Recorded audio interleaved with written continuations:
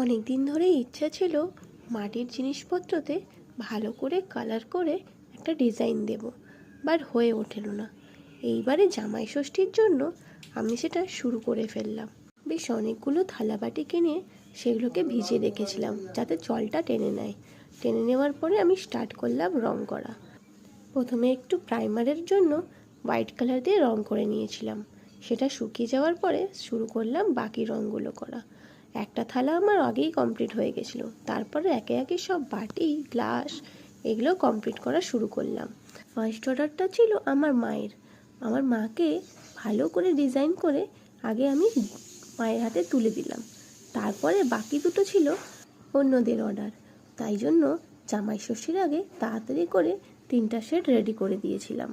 তোমাদের কেমন লাগলো জানিও, আর কারোর যদি দরকার লাগে তাহলে আমাকে নিশ্চয়ই জানিও, আমি তাদের পছন্দ মতো ডিজাইন বানিয়ে দেব।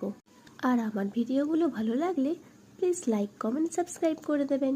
টাটা। জামাই সেজে আমি হাজির হয়েছি, উপহার কি কি পাবো লিস্ট করেছি, জমিয়ে খাবো আমি।